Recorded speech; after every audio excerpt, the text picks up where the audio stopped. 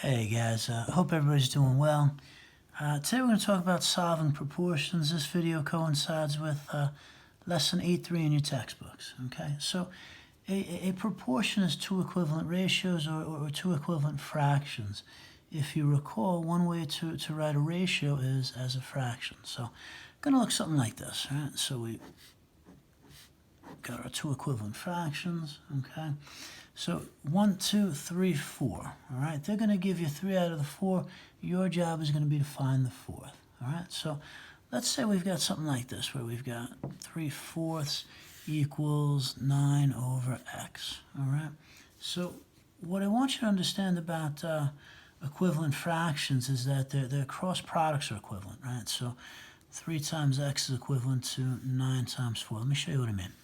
All right, so here we go.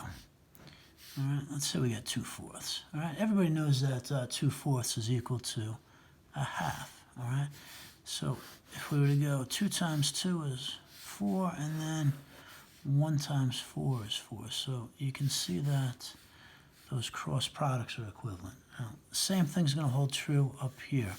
All right, so if we go 3 times x is 3x, and then 9 times 4 is 36, okay? So now we're just going to solve this like we would any other algebraic equation. We've got our little train tracks. We're going to isolate that variable by dividing by 3. It gives me x, right? If I divide by 3 on the left side, I got to divide by 3 on the right side. 36 divided by 3 is 12, so x is equal to 12. I got to be perfectly honest with you, that's not how I would have solved that one.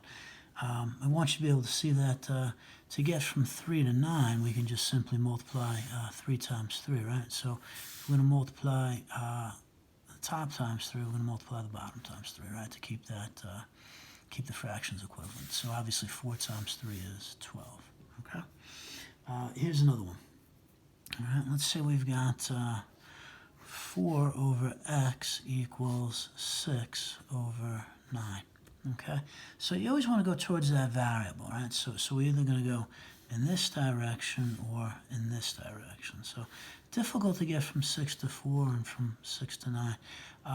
But what I do want you to see is that 6/9 can be simplified, right? 6 and 9 are both divisible by 3, right? So if we take 6, divide that by 3, that's going to give me 2. And 9 divided by 3 is 3. Now I can get from 2 to 4 simply by multiplying times 2, right? And then 3 times 2 is 6, okay? So again, your cross products, right? 4 times 9 is 36, and that's going to be equal to 6x.